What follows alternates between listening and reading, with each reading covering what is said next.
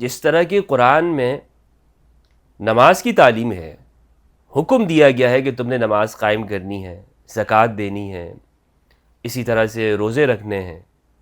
فعل الخیرات کرنا ہے، اعمال صالحہ کرنے، تو اسی طرح بالکل قرآن مجید فرقان حمید نے الوسیلہ کی تعلیم دی گئی ہے، یعنی سکھایا گیا ہے کہ آپ نے وسیلہ پیش کرنا ہے۔ یہ جو یہاں پر فرق کیا گیا ہے نا بعض وہابی فکر کے اندر اور خوارج کی فکر میں، کہ یہ زندہ اور مردہ کی تقسیم کر دی ہے کہ آپ زندہ سے مدد مانگ سکتے ہیں اور مردہ سے نہیں مانگ سکتے، یہ خود ایک شرکیہ فکر ہے۔ بسم اللہ والصلاة والسلام علی رسول اللہ وآلہ وآلہ۔ السلام علیکم ورحمۃ اللہ وبرکاتہ۔ کیا وسیلہ کرنا شرک ہے؟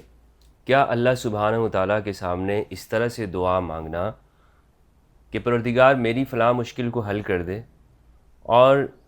میں جس قبر کے سامنے ہوں، میں جس مزار کے اوپر آیا ہوں، یا جس میں متبرک جگہ کے اوپر کھڑا ہوں، یہ شخصیت تیرے ہاں بڑا مقام و مرتبہ رکھتی ہے، اور پروردگار یہ ولی ہے تیرا، یہ نبی ہے، یا یہ صالح انسان تھے، ان کے اعمال مقبول تھے، یہ شہید ہیں، الہ العالمین ان کے وسیلے سے جو مقام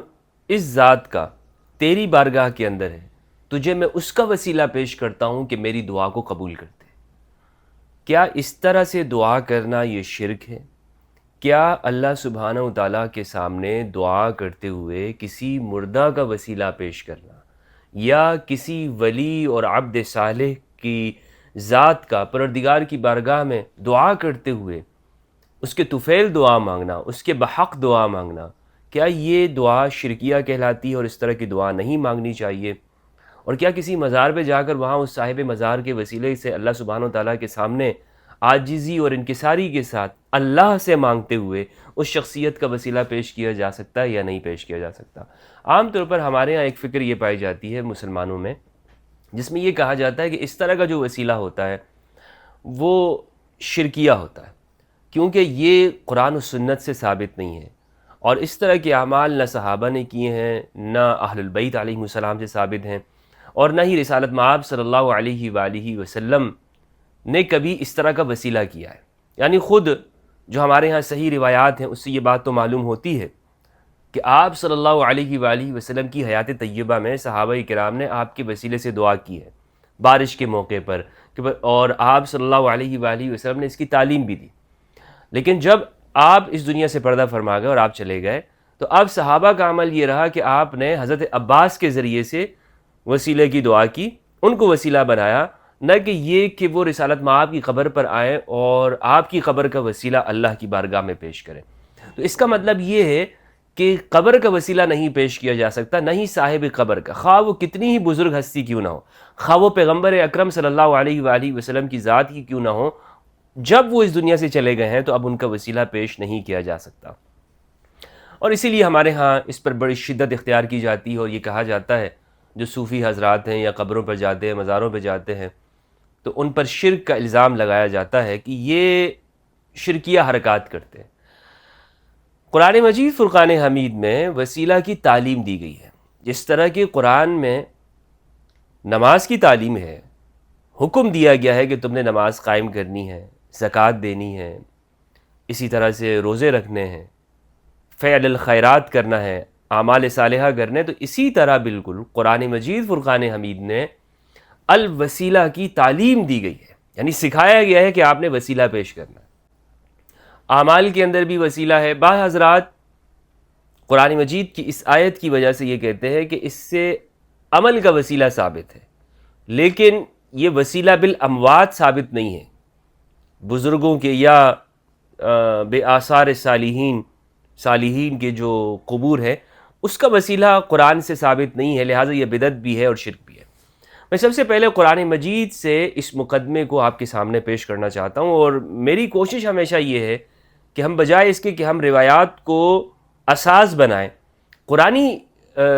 فکر کے اوپر، یعنی قرآنی فکر یہ ہے کہ قرآن مجید کے اوپر اپنے عقائد کی اساس ہونی چاہیے، سب سے پہلے قرآن مجید ہے۔ تو اسی لیے میں آج کے اس لیکچر میں جو وسیلہ سے متعلق ہے،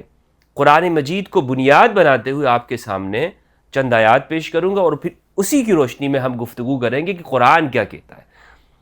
جیسا میں نے عرض کیا کہ وسیلہ کی باقاعدہ تعلیم دی گئی ہے، یہ بھی قرآن مجید سے ہمیں معلوم ہوتا ہے۔ قرآن مجید فرقان حمید میں ہے، سورۃ المائدہ سورۃ نمبر 5 کی آیت نمبر 35 اعوذ باللہ من الشیطان الرجیم، بسم اللہ الرحمن الرحیم۔ یا ایہا الذین آمنوا، اے ایمان والو، اتقوا اللہ، اللہ کا تقوی اختیار کرو، وابتغوا الیہ الوسیلہ، اور تلاش کرو اس کی جانب ذریعہ، الوسیلہ۔ بعض حضرات نے یہاں ترجمہ کیا ہے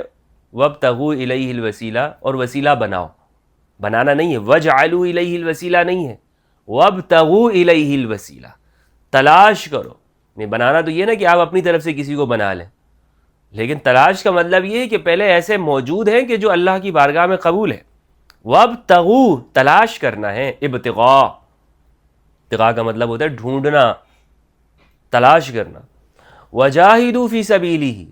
اور اس کی راہ میں خوب کوشش کرو، لعلکم تفلحون، تاکہ تم کامیابی حاصل کرو۔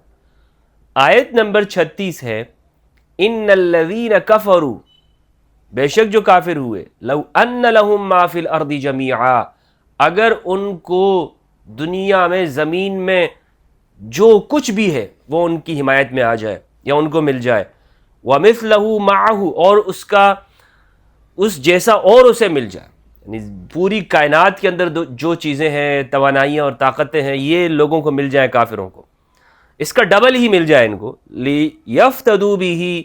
من عذاب یوم القیامت، تاکہ یہ فدیہ میں دے سکیں بروز قیامت اللہ کے عذاب سے بچنے کے لیے۔ ما تقبل منہم، ان سے قبول نہیں کیا جائے گا، ولہم عذاب علیم، کیونکہ ان کے لیے دردناک عذاب ہے۔ یہ دو آیتیں سورۃ المائدہ سے میں نے آپ کے سامنے پڑھی ہیں۔ پہلی جو آیت 35 جو میں نے آپ کے سامنے تلاوت کی،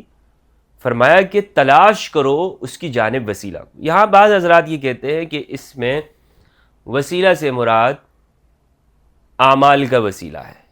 یہ عمل کا وسیلہ کیا ہے؟ مثال کے طور پر آپ نے کسی کی مدد کی ہے، نماز، روزہ، زکوٰۃ، خیرات کی ہے، یا گھر میں قرآن خوانی کر لی ہے،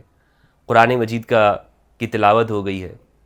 تو اب اللہ سبحانہ و تعالیٰ کی بارگاہ میں یہ وسیلہ پیش کرنا کہ پروردگار ہم نے تیری بارگاہ میں تیرے کلام الہی کی تلاوت کی ہے، اور پروردگار ہم نے فلاں فلاں کی مدد کی ہے فلاں وقت میں، میرے جو نامہ اعمال کے اندر جو اچھائیاں اور نیکیاں ہیں، رب کریم ہم تیرے سامنے اس کا وسیلہ پیش کرتے ہیں کہ ہماری مشکل کو دور کرتے۔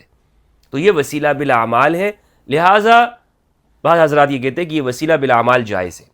لیکن اس آیت سے کہنا یہ کہ کسی بزرگ کا، کسی ولی کا، اس کا وسیلہ پیش کرنا یہاں سے ثابت نہیں ہوتا۔ سب سے پہلے اس آیت کو پیش کرنے کا مقصد یہ ہے کہ یہ آیت مطلق ہے، الوسیلہ، اللہ کی بارگاہ میں وسیلہ تلاش کرو، اللہ کی بارگاہ میں وسیلہ تلاش کرو۔ اب اس میں یہ نہیں ہے کہ زندہ کا وسیلہ کرنا ہے، مردے کا نہیں کرنا ہے، مردے کا کرنا ہے اور زندہ کا وسیلہ نہیں کرنا۔ دیکھیں شرک کیا ہے؟ شرک جو ہے وہ اللہ سبحانہ و تعالیٰ کی ذات اور صفات میں کسی کو شریک کرنا، اب وہ چاہے زندہ ہے یا مردہ ہے۔ مثال کے طور پر ایک زندہ سے اگر کوئی مدد مانگتا ہے اور اس کو خدا سمجھ کے مدد مانگ رہا ہے، شرک ہے بلا شک و شبہ۔ اور اسی طرح کتنی ہی بڑی شخصیت کیوں نہیں ہے، زندہ ہے، اس سے اگر انسان صرف یہ بھی کہہ دے کہ بھائی میرے یہ جوتے کا تسمہ لگا دے اور سمجھ رہا ہو کہ یہ حقیقی مدد کرنے والا ہے، ایسا شخص کافر ہو جائے گا۔ ایسا شخص کیا ہو جائے گا؟ دار اسلام سے نکل جائے گا، کیونکہ اس نے حقیقت اس کو مان لیا نا۔ یعنی حقیقت تو ہر کام کے اندر اللہ سبحانہ و تعالیٰ کی ذات ہے۔ ہاں یہ آپ کہہ سکتے اس کو بھی جو طاقت مل رہی ہے وہ اللہ کے دینے سے ہے۔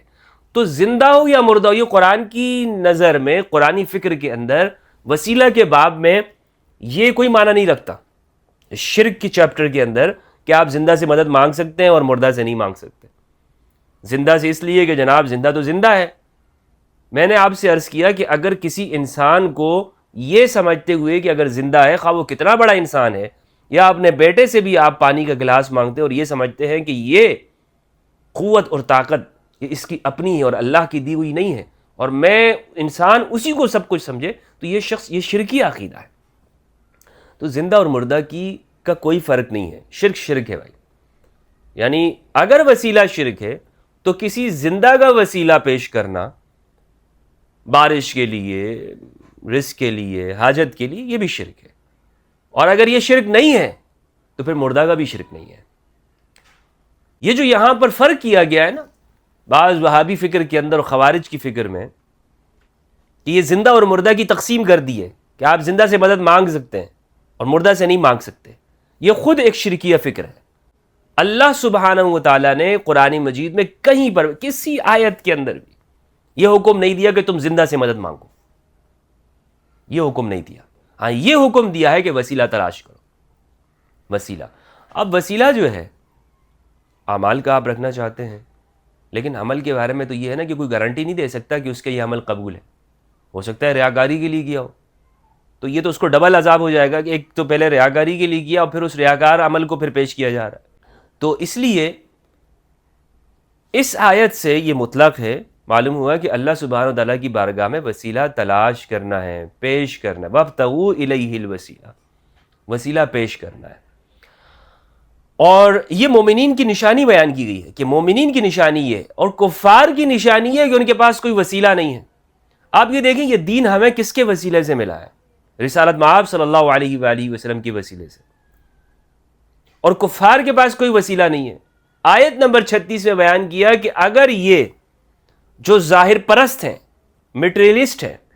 اگر یہ کائنات کو وسیلہ بنانا چاہیں کہ ہم اللہ کے عذاب سے چھوٹ جائیں گے بروز قیامت، اور اس کا ڈبل ان کو مل جائے، دگنا ان کو مل جاتا ہے، یہ اللہ کے عذاب سے نہیں بچ سکتے، کیونکہ ان کافروں کے پاس وسیلہ نہیں ہے،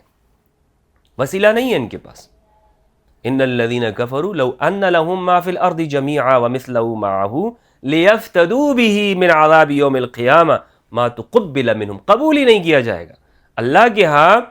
یہ کسی کا یعنی دولت کی یا ان چیزوں کا کوئی مقام نہیں ہے کہ پوری زمین کو آپ پیش کر دو، پروردگار میری تو اتنی بڑی پراپرٹی تھی، میں اس کو تیری بارگاہ میں پیش کرتا ہوں، تو یہ ظاہر کی چیز ہے میرے پاس، تو مجھے اس قیامت کے عذاب سے چھوڑ دے۔ تو یہ کافر ہے، ان کی کسی عمل کو قبول نہیں کیا جائے گا، اس لیے کہ ظاہر کی اللہ کے سبحانہ و تعالیٰ کے ہاں کوئی اہمیت نہیں ہے، یعنی یہ ظاہر کی جو چیزیں کوئی اہمیت نہیں، اہمیت ہے تو اللہ سبحانہ و تعالیٰ کے ہاں اس کے نبیوں کی، صالحین کی، اس کے بندوں کی کہ جو اللہ سبحانہ و تعالیٰ کی بندگی میں ڈھل چکے ہیں، جو مرضی خداوندی کے اندر سر سے لے کر پیر تک وہ رضائے الہی کے اندر اتنے ڈوب چکے ہیں کہ وہ جب گفتگو کرتے ہیں تو رضائے الہی کی خاطر کرتے ہیں، جب کوئی عمل کرتے ہیں تو اللہ کی رضا کے لیے، اپنے نفس کے لیے کچھ نہیں کرتے۔ تو ایسے لوگوں کو اللہ کی بارگاہ میں وسیلے کے طور پر پیش کیا جاتا ہے، وسیلہ۔ لہٰذا وسیلے کا مطلق انکار کرنا کفر ہے۔ کوئی شخص اگر یہ کہتا ہے، جیسے نماز کا انکار کرنا کفر ہے، روزے کا، حج کا، زکوٰۃ کا، اللہ کی وحدانیت کا، اسی طرح اللہ سبحانہ و تعالیٰ کے ہاں اگر کوئی شخص یہ کہتا ہے کہ وسیلہ وغیرہ کچھ نہیں ہوتا، سب کچھ ایسے ہی ہے، یہ شخص اسلام سے نکل جائے گا، کیونکہ قرآن کی آیت ہے وَابْتَغُوا إِلَيْهِ الْوَسِيلَہ، اللہ کے ہاں وسیلہ تلاش کرو۔ لہٰذا وسیلہ عقیدے کے چیپٹر میں نہیں ہے، وسیلہ ایمانیات کے اندر ہے۔ جن لوگوں نے وسیلے کو عقائد کے اندر رکھا اور کہا کہ یہ عقیدے کی بحث ہے، عقیدے کی بحث نہیں ہے، یہ قرآنی بحث ہے، یہ ایمان کی بحث ہے کہ آپ نے وسیلہ تلاش کرنا ہے۔ افسوس کے ساتھ ہمارے ہاں مسلمانوں نے ایمانیات کو عقائد میں شامل کر کے اس پہ پھر عقائد سے مراد یہ کہ جو مذہبی اور مسلکی فرقہ وارانہ طور پر چیزیں ہوتی ہیں، وسیلہ جائز ہے یا نہیں جائز، بھائی وسیلہ قرآن کا حکم ہے، یہ کوئی ایسی بات نہیں ہے، وسیلہ کا لفظ ہے، وسیلہ تلاش کرو۔ اب جو اختلاف کیا ہے تو اختلاف اس وجہ سے ہوا ہے کہ قرآن مجید کے اندر اپنا فہم شامل کرنے کی کوشش کی گئی ہے، یعنی حدود قرآن کے اندر، حدود قرآن میں تحریف کی کوشش۔ الفاظ قرآن میں تو تحریف نہیں کر سکتے، اور قرآن مجید فرقان حمید کی حفاظت اللہ سبحانہ و تعالیٰ کے ہاں ہے، اللہ نے اس کا ذمہ لیا ہے کہ یہ اس کی حفاظت میں کروں گا۔ تو اب ان لوگوں نے کیا کیا کہ حدود قرآن یعنی جو وسیلہ ہے اس کی ماہیت کے اندر، اس کی شکل کے اندر، اب انہوں نے اپنا ایک مفہوم بیان کرنا شروع کر دیا۔ یہ تحریف نہیں تو اور کیا ہے؟ یعنی رسالت مآب صلی اللہ علیہ وآلہ وسلم اپنی والدہ محترمہ، والدہ گرامی فاطمہ بنت اسد علیہ السلام، جو کہ جناب ابو طالب علیہ السلام کی زوجہ ہیں اور امام علی علیہ السلام کی والدہ ہیں۔ میں ان کو والدہ اس لیے کہتا ہوں کہ خود رسول اللہ صلی اللہ علیہ وآلہ وسلم نے جناب فاطمہ بنت اسد کو اپنی والدہ کہا ہے، میری دوسری ماں، میری دوسری ماں، تم نے مجھے کھلایا، تم نے مجھے پلایا، میری پرورش کی ہے۔ آپ کی جو حقیقی والدہ ہیں وہ تو آمنہ بنت وہب علیہ السلام ہے، لیکن آپ صلی اللہ علیہ وآلہ وسلم فاطمہ بنت اسد کو بھی علیہ السلام کو بھی والدہ کہا کرتے تھے، والدہ امی جان کے مخاطب کیا کرتے تھے، میری امی۔ تو جب فاطمہ بنت اسد کا وصال ہوا تو آپ کو قبر میں لٹایا، آپ صلی اللہ علیہ وآلہ وسلم نے ان کو قبر میں رکھا اور پہلے خود لیٹ گئے، پہلے خود یعنی جناب فاطمہ بنت اسد کی قبر کے ساتھ پہلے اپنے بدن کو مس کیا، یہ وسیلہ تھا، اپنی ذات کا وسیلہ، اور پھر فاطمہ بنت اسد کو وہاں پہ قبر میں رکھا اور دعا کی پروردگار ان کو حجت عطا کر دے اور ان کے لیے ان کی قبر کو وسیع کر دے، اور فرمایا کہ میرے حق کے ساتھ یعنی میرے وسیلے سے اور مجھ سے پہلے جو انبیاء کرام گزر گئے ہیں ان کے وسیلے سے پروردگار میں یہ دعا کرتا ہوں کہ ان کی مغفرت فرما۔ یہ آپ صلی اللہ علیہ وآلہ وسلم نے اپنی حیات طیبہ میں، اپنی زندگی میں اپنے سے پہلے نبیوں کا وسیلہ اللہ کی بارگاہ میں پیش کیا ہے اپنی والدہ فاطمہ بنت اسد کی مغفرت کے لیے، ان کے وصال کے اوپر۔ اس روایت کو طبرانی نے روایت کیا ہے، مجمع الزوائد و منبع الفوائد کے اندر یہ روایت ہے، اور یہ روایت صحیح روایت ہے کہ فاطمہ بنت اسد علیہ السلام کے لیے آپ صلی اللہ علیہ وآلہ وسلم نے گزشتہ انبیاء کرام کا وسیلہ پیش کیا، الہ العالمین ان کی مغفرت فرما دے۔ تو وسیلہ شرک نہیں ہے، وسیلہ یہ ہاں وسیلے کا انکار کرنا کفر ہے۔ اگر کوئی مولوی صاحب آپ کو یہ کہتا ہوا پایا گیا نا، آپ ایسے مولانا کو دیکھ لیں، ایسے شخص کو کہ جو کہتا ہو بھائی وسیلہ کچھ نہیں ہوتا، یہ لوگوں نے بریلویوں نے اپنی طرف سے بنایا ہوا ہے، یہ ان شیعوں نے اور یہ صوفیوں نے مزاروں پہ جانے والوں نے اپنی طرف سے یہ چیز گھڑی ہوئی ہے۔ حقیقت یہ کہ قرآن کا منکر ہو رہا ہے یہ شخص قرآن مجید کا، یہ بریلویوں کے باکس کے اندر قرآن کا انکار کیے جا رہا ہے۔ ایک تو یہ آیت سورہ مائدہ کی میں نے آپ کے سامنے پیش کی کہ مومنین کے لیے وسیلہ ہے اور کفار کا کوئی وسیلہ نہیں ہے، اور دوسری اس کی تشریح کے اندر آپ صلی اللہ علیہ وآلہ وسلم کا عمل پیش کیا۔ سورۃ البقرہ کے اندر سورت نمبر 2 کی آیت نمبر 125 ہے، وَإِذْ جَعَلْنَا الْبَيْتَ مَثَابَةً لِلنَّاسِ وَأَمْنًا، جب ہم نے بیت کو یعنی اس گھر کو، بیت اللہ کو لوگوں کی جگہ قرار دیا، ٹھہرنے کی اور امن کی جگہ بنایا، وَاتَّخِذُوا مِن مَّقَامِ إِبْرَاهِيمَ مُصَلًّى، تو اب تم نے ابراہیم کے کھڑے ہونے کی جگہ کو نماز کی جگہ بنانا ہے۔ وَعَهِدْنَا إِلَىٰ إِبْرَاهِيمَ وَإِسْمَاعِيلَ أَن طَهِّرَا بَيْتِيَ لِلطَّائِفِينَ وَالْعَاكِفِينَ وَالرُّكَّعِ السُّجُودِ، اور ابراہیم و اسماعیل کو ہم نے حکم دیا کہ میرے گھر کو تم نے پاکیزہ کرنا ہے، صاف ستھرا کرنا ہے، رکھنا ہے۔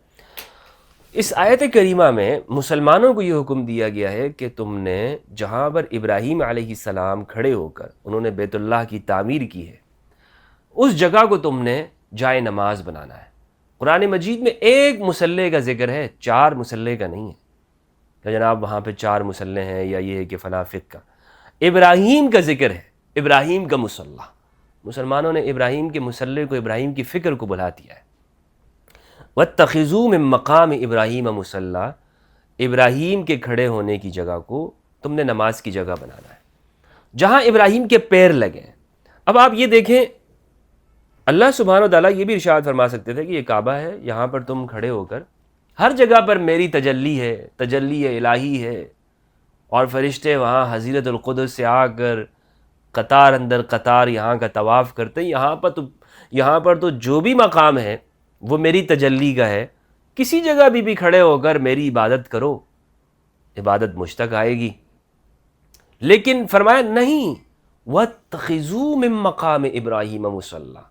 جہاں پر ابراہیم نے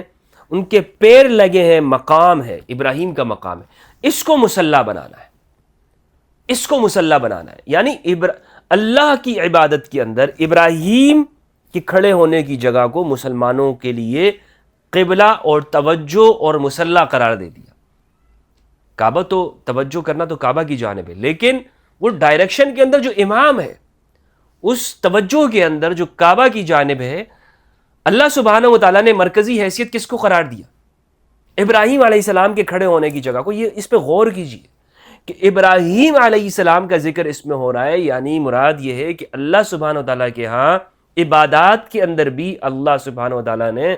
اپنے نبیوں کو یہ پروٹوکول دیا، یہ مقام اور عزت بخشی ہے کہ عبادات کے ساتھ، یعنی جہاں وہ عبادات ہوتی ہے ان کو جوڑ دیا گیا ہے۔ ابراہیم علیہ السلام کے قدموں کی یہ برکت ہے کہ مسلمان وہاں اس جگہ کو مصلی بنائے۔ اب یہ بھی وسیلہ کے اندر میں اس سے وسیلہ کا معنی سمجھا ہوں، اور میرے خیال میں مجھ سے پہلے اس پر وسیلہ کے حوالے سے کسی نے استدلال نہیں کیا ہوگا، اور یہ اگر ہم قرآن میں غور و فکر کریں گے تو ہمیں یہ بات معلوم ہوتی ہے کہ ابراہیم علیہ السلام کے کھڑے ہونے کی جگہ کو مصلی بنانا، اللہ سبحانہ و تعالیٰ نے قرار دیا کہ اس کو مصلی بناؤ۔ یعنی اللہ رب العزت یہ بھی کہہ سکتے تھے نا کہ آپ نے وہاں پر جو زمزم کی جگہ ہے وہاں اس جگہ پہ تم اپنا مصلی بچھا دو۔ خیر وہ بھی ابراہیم، وہ اسماعیل کی ایک یادگار ہے، تو یا مطاف کے اندر کعبہ کی جانب کسی بھی تم اس جانب توجہ کرو گے تو میری طرف توجہ کرنا ہے اور تمہاری یہ نماز قبول ہے وغیرہ وغیرہ، اور وہ مصلی وہاں پہ بن جائے گا۔ تو یہاں پر ابراہیم علیہ السلام کے کھڑے ہونے کی جگہ کو اللہ نے مصلی قرار دیا۔ قدموں کی یہ برکت ہے، ابراہیم کے قدموں کی۔ اندازہ کریں کہ جو لوگ یہ سوچ رکھتے ہیں نا کہ انبیاء کا کوئی مقام، سب بندے ہیں اللہ کے ہاں، تو کسی کی کوئی وجاہت نہیں ہے، مقام و مرتبہ ہے پیغمبروں کا، وہ بشریت سے بہت اونچے ہیں۔ قد جاءکم من اللہ نور و کتاب مبین، قرآن واضح لفظوں میں رسالت مآب صلی اللہ علیہ وآلہ وسلم کو نور قرار دے رہا ہے، نص قطعی ہے، نور و کتاب مبین، اور کتاب مبین، یہ کتاب مبین الگ ہے، نور آیا ہے تمہارے پاس اللہ کی جانب سے۔ مسلمان نور و بشر کی بحث میں پڑ گئے۔ یہ مسلمانوں کے اندر تقسیم جو ہے، یہ نور و بشر کا جو نظریہ ہے، غور و فکر کے ساتھ اگر آپ اس معاملے کو دیکھیں گے تو یہ بات آپ کو واضح طور پر نظر آئے گی کہ جو لوگ نورانیت انبیاء کے منکر ہیں، اور خاص طور پر نورانیت مصطفیٰ صلی اللہ علیہ وآلہ وسلم کے، یہ بریلویوں کا معاملہ نہیں ہے، یہ قرآن سے انکار کر رہے ہیں۔ قد جاءکم من اللہ نور و کتاب مبین، نور آیا ہے، نور ہے، قرآن نور کہہ رہا ہے ان کو، آپ صلی اللہ علیہ وآلہ وسلم کو نور کہہ رہا ہے۔ تو یہاں پر ہمیں کیا معلوم ہوا کہ وسیلہ جو ہے یہاں پہ ابراہیم علیہ السلام کی جو جگہ ہے یہ مسلمانوں کے لیے ایک وسیلہ بن گئی ہے، یعنی نماز پڑھنے کا وسیلہ، اللہ کے ایک قرب کا وسیلہ، اللہ تک پہنچنے کا۔ سورہ آل عمران کی آیت نمبر 38 ہے، 38۔ حضرت زکریا علیہ السلام، ان کی اولاد نہیں تھی، آپ نے دعا کی، آپ دعا کرتے رہے پروردگار مجھے اولاد عطا فرما۔ ایک مرتبہ آپ نے دیکھا کہ جو مریم ہے، مریم کے پاس بے موسمی پھل آتے ہیں، تو آپ بہت حیران ہوئے، آپ نے پوچھا کہ بیٹی یہ کہاں سے آ گئے، کون لے آتا ہے؟ یعنی مثال کے طور پر جس موسم کا پھل نہیں ہوتا وہ پھل وہاں پہ آ جاتا ہے، یعنی عجیب و غریب وہاں پہ واقعات ہو رہے ہیں۔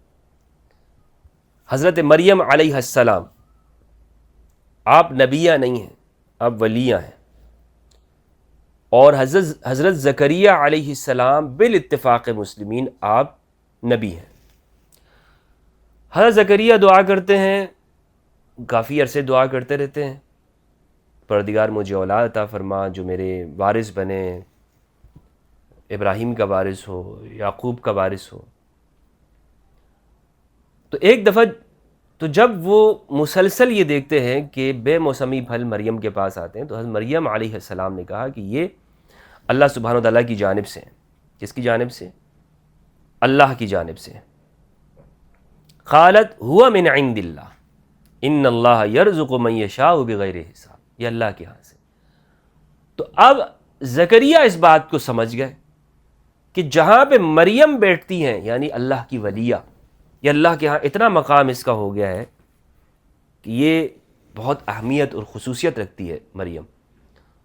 کہ اس کو بے موسمی پھل ملتے ہیں۔ تو اگر میں یہاں پر، میری زندگی کا جو موسم ہے جوانی کا وہ اب نہیں رہا ہے، شباب کا عالم نہیں ہے، اب بڑھاپے کا موسم ہے،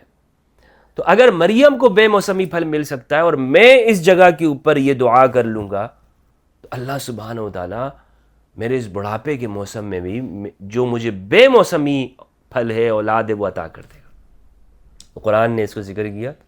آیت نمبر 38 میں، 38 میں، ہنالک دعا زکریا ربہ، ہنالک، اسی مقام کے اوپر، ہنالک، اسی لیے اسی جگہ کے اوپر، ہونا یہاں لکھا اس جگہ کی وجہ سے، دعا زکریا ربہ، زکریا نے اپنے رب کو پکارا، قال رب هب لی من لدنک ذریۃ طیبۃ انک سمیع الدعاء، پروردگار ہب لی، عطا کر دے مجھے، من لدنک، تیری جانب سے، پاک اولاد، انک سمیع الدعاء، تو دعاؤں کو سننے والا ہے۔ فنادته الملائکۃ وهو قائم یصلی فی المحراب ان اللہ یبشرک بیحییٰ مصدقا بکلمۃ من اللہ وسیدا وحصورا ونبیا من الصالحین۔ تو ملائکہ نے آواز دی، آپ اسی طرح محراب میں کھڑے ہوئے تھے، آپ کی دعا قبول ہو گئی ہے، آپ کو یحییٰ ہم خوشخبری میں دیتے ہیں۔ اب دوستو یہاں سے یہ بات معلوم ہوئی قرآن مجید کی ان آیات میں تدبر کرنے سے، غور و فکر کرنے سے، کہ جہاں ولیہ بیٹھی ہوئی ہے وہاں پہ دعائیں قبول ہوتی ہیں۔ وہ مقامات ہیں کہ جہاں انبیاء بھی آ کر اپنے لیے دعا کرتے ہیں، وسیلہ کرتے ہیں، تو اللہ ان نبیوں کی دعاؤں کو بھی قبول کرتا ہے اور ان کو رد نہیں کرتا۔ یعنی اللہ کے ولی ایسے ہوتے ہیں۔ حضرت مریم جس جگہ پہ آپ عبادت کرتی ہیں وہ اللہ کی ولیہ ہیں، نبیہ نہیں تھی، لیکن ایک پیغمبر نے وہاں پر، جلیل القدر پیغمبر یحییٰ کے والد زکریا علیہ السلام، انہوں نے دعا کی، اللہ سبحانہ وتعالیٰ نے ان کا وسیلہ قبول کیا۔ یہ اب جگہ کا وسیلہ تھا نا، جگہ کا وسیلہ انہوں نے دیکھا، اور قرآن نے اس کو اسی انداز کے اندر ذکر کیا ہے کہ دیکھیں وہاں پر ایک